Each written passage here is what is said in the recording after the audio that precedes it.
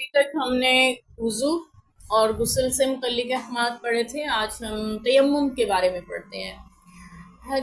یعنی شریعت میں ہمیں اجازت دی گئی ہے کہ اگر کوئی شخص مریض ہے یا مسافر ہے.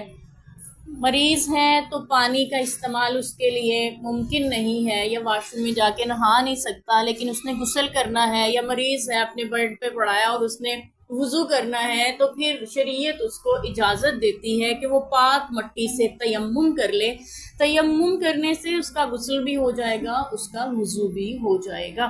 مسافر کے لیے بھی یہی ہے کہ اگر اس کے پاس رستے میں پانی میسر نہیں ہے کہ جس سے وہ غسل کر سکے، تو پھر وہ ایسا ہی کرے گا کہ مٹی سے تیمم کر لے گا. مقیم کے لیے بھی ہے کہ گھر میں اگر خدا نخواستہ کبھی ایسے حالات پیدا ہو گئے کہ پانی نایاب ہے، جیسے ہمارے ہاں شہروں میں اکثر ایسا ہوتا ہے کہ پانی کا وقت مقرر ہوتا ہے، اس میں پانی آتا ہے، آپ نے اس میں ٹنکی بھر لی ہے تو ٹھیک، ورنہ اگر آپ اس وقت میں گھر پہ نہیں تھے یا کہیں اور تھے اور پانی نہیں ہے میسر، اور پھر کسی کو غسل یا وضو کرنا ہے اور پھر اس کو کہیں آس پاس، ظاہر ہے اس کے گھر میں پانی نہیں آیا تو کسی اور کے میں بھی نہیں، محلے میں آیا تو آس پاس بھی کہیں پانی میسر نہیں ہے. بسا اوقات ایسا ہوتا ہے کہ مسجد میں بھی پانی میسر نہیں ہوتا، تو پھر ایسی صورت میں بھی تیمم کرنے کا حکم ہے.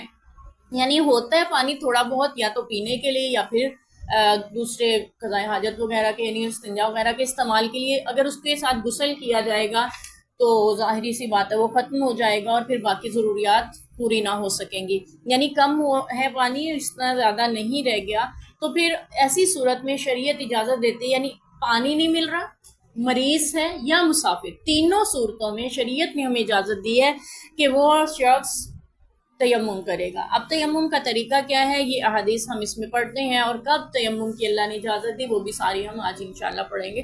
تو اس کا طریقہ یہ ہے کہ پاک مٹی لیں، اس پہ اپنے ہاتھ پھیر لیں اور ہاتھوں کو جھاڑ بھی لیں، پھر پھونک بھی مارنے کا آتا ہے تاکہ مٹی اڑ جائے. یہ مطلب نہیں ہے کہ آپ نے مٹی ملنی ہے، جیسے پانی پورے بدن پہ بہانا ضروری، مٹی بہانا بھی ضروری، ایسا نہیں ہے.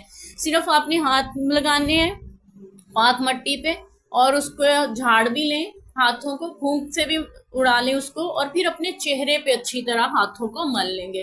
پھر الٹی طرف دائیں ہاتھ کے سے الٹا ہاتھ مل لیں گے، یعنی دائیں ہاتھ کو پہلے ملیں گے، کوہنی تک چاہے لے جائے یہ، اور پھر بائیں ہاتھ کے اوپر اس کی پشت پہ یعنی کہ سیدھا ہاتھ ہم پھیر لیں گے. یہ کیا ہے؟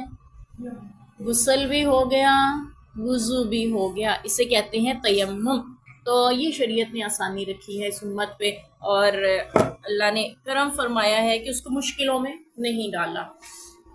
تیمم دراصل ہمارے ذہنی طور پہ ہمیں مطمئن کرنے کا نام ہے، کہ ہمیں احساس رہے، یہ احساس دلانے کا کہ میں اب پاک ہو گیا. حالانکہ یعنی آپ نے نہ تو اپنے بدن کو دھویا ہے، نہ اپنے پورے بدن پہ اس کو پھیرا ہے. البتہ یعنی استنجا وغیرہ جو کرتا ہے انسان وہ کرنا ضروری ہے، وہ چاہے مٹی کے ڈھیلوں سے کرے یا پانی سے، تو لیکن باقی بدن کو آپ نے نہیں دھویا نا، سر سے پاؤں تک آپ نے خود کو نہیں دھویا، وضو کے اعضاء نہیں دھوئے، صرف آپ نے اپنے چہرے پہ ہاتھ پھیرے ہیں اور اپنے ہاتھوں کے اوپر مٹی کے، وہ بھی پشت کی طرف. ٹھیک ہے، تو یہ آپ کا تیمم ہو گیا، اور یہ آپ کا وضو بھی ہو گیا، آپ کا غسل بھی ہو گیا. آپ تمام